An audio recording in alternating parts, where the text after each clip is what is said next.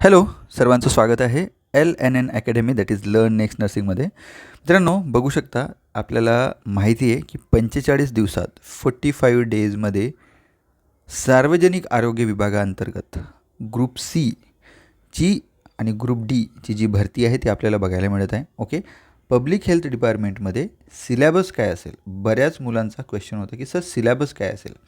तर आजच्या याच्यामध्ये मी नर्सिंगसाठी जे स्टाफ नर्स जे पद आहे म्हणजेच अधिपरिचारिका हे जे पद आहे शासकीय पद, त्याचा सिलेबस आज मी तुम्हाला सांगणार आहे. 45 दिवस सरांनी सांगितलेलं आहे आपल्याला, पण आपण जवळपास 60 डेज पकडून चालू की जवळपास साधारणतः मेच्या एंडिंगला किंवा जूनमध्ये आपल्याला ॲडव्हर्टाईजमेंट बघायला मिळू शकते ॲज पर आंबेडकर साहेबांची जी स्टेटमेंट आहे त्याच्यानुसार. ओके, बघा तर याच्यामध्ये सिलेबस काय असेल बघा.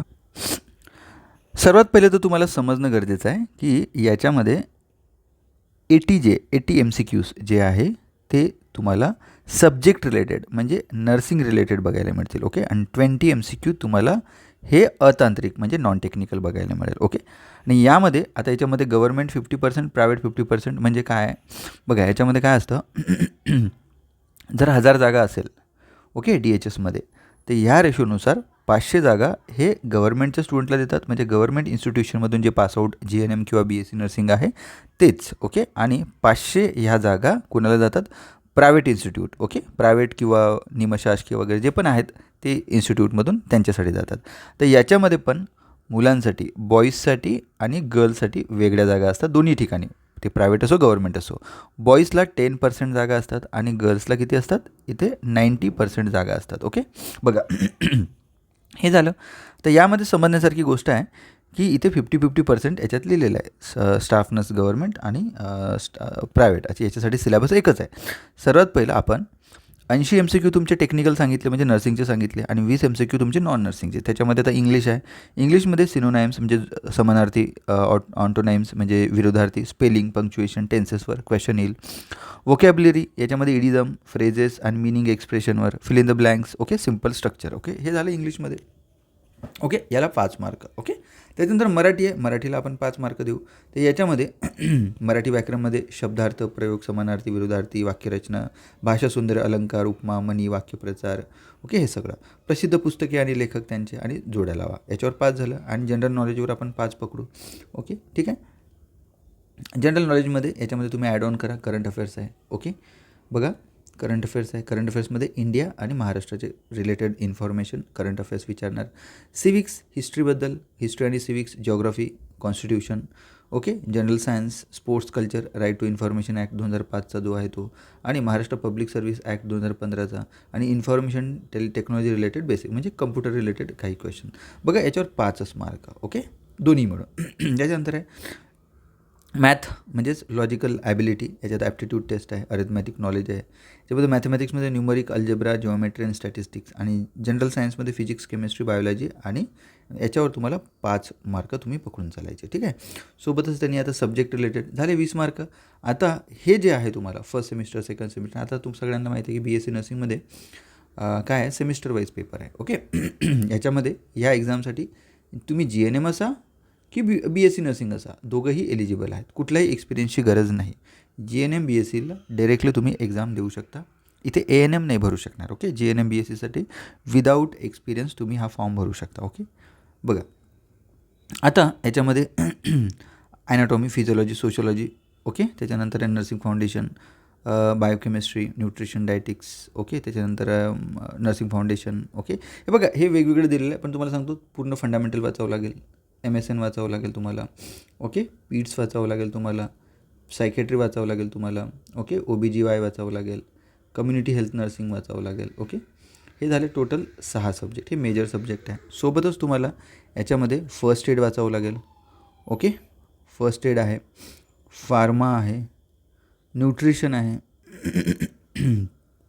ओके, त्याच्यानंतर ॲनॅट, फिजिओ, बायोकेमिस्ट्री, मायक्रो, सोशिओ, म्हणजे ओव्हरऑल तुम्हाला सगळं वाचून जावं लागेल. तुम्हाला 2023चा जर DHSचा पेपर बघायचा असेल तर बघू शकता. Paper was difficult. ओके, एवढं पण इझी पेपर नव्हता, डिफिकल्ट लेवल होती याची. याच्यातच पॅथोसुद्धा तुम्हाला वाचावं लागेल, फार्मा पण वाचावं लागेल.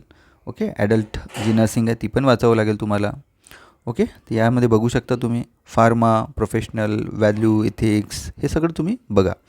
Semester 5 okay, forensic nursing, okay, Indian law, child health nursing म्हणजे paediatric, community health nursing, environmental science, epidemiology, okay, education technology nursing, mental health nursing, child health nursing, mental health nursing वगैरे सगळं म्हणजे 1 and 2 semester wise त्यांनी avoid हे केलेलं आहे. पण मी तुम्हाला ओव्हरऑल सांगितलं जे तुम्ही नॉर्सेटसाठी अभ्यास करताना सेम तुम्हाला अभ्यास करायचा आहे. ओके, आता यासाठी तुम्हाला जर कुठली बॅच घ्यायची आहे, बरेच विद्यार्थी मला फोन करतात की सर आता हे सगळे ऑनलाईन बॅच आहेत. ओके, ऑनलाईन बॅच आहे बट याच्यामध्ये तुम्हाला MCQसुद्धा शिकवल्या जात आहेत. ओके, हे लाईव्ह आहेत. ओके, आणि जी थिअरी आहे तीसुद्धा तुम्हाला रेकॉर्डेड फॉर्ममध्ये सुद्धा मिळत आहे. प्लस टेस्ट सिरीजसुद्धा मिळत आहे तुम्हाला.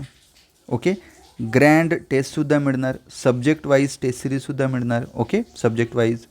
आणि सांगायचं मिळालं तुम्हाला तर तुमची जी DMER झाली 2023ची ते DHS झाली. ओके, नॉर्सेट झाली, RRB झाली, ESIC झाली. ओके, BARC झालेली आहे, टाटा खारघर, टाटा पालिका, महानगरपालिका, नागपूर, KDMC सगळ्या ठिकाणी आमचे भरपूर स्टुडंट सिलेक्टेड आहे. Okay, no need to explain आमचे 1000-2000 झाले. ओके, सांगण्याचं तात्पर्य तुम्हाला तुमचेच मित्र सांगू शकतात. Okay, no need. तर ही जी बॅच आहे ही तुम्ही बॅच घेऊ शकता, नवसंजीवनी बॅच. ही बॅच जर घेतलं तर याच्यामध्ये सगळं overall technical plus non tech म्हणजे DMER DHSसाठी तुमची तयारी होऊन जाणार. ओके, ही बॅच चालू आहे सध्या, ही बॅच घ्या. टेस्ट सिरीज आहे DMERची, नॉर्सेटची 10ची आणि RRBची टेस्ट सिरीज सुरू आहे. ठाणे महानगरपालिकेचा कोर्स सुरू आहे. प्लस जर तुम्हाला फक्त आणि फक्त मॅथ क्लास घ्यायचे आहे फक्त मॅथ घ्यायचे, बऱ्याच मुलांना सिलेक्टिव्ह असतात तर हा क्लास घेऊ शकता तुम्ही. आणि फक्त नॉन टेक्निकल, आता तुम्ही म्हणता की नर्सिंग आमचं चांगलं आहे सर, ओके, बट आम्हाला नॉन नर्सिंग शिकायची आहे. सो DMER DHS आणि आरोग्य भरतीसाठी नॉन टेक्निकल बॅच म्हणजे याच्यामध्ये मराठी, इंग्लिश, मॅथ, रिझनिंग आणि GK पॉलिटी फक्त 1399 रुपयामध्ये 1499चा कोर्स आहे. हा सुद्धा तुम्हाला कोर्स भेटून जाणार. आणि आरोग्य सेवकसाठी आणि सेविकेसाठी म्हणजे ANM आणि जे MPW आहे यांच्यासाठी सुद्धा ही बॅच सुरू आहे.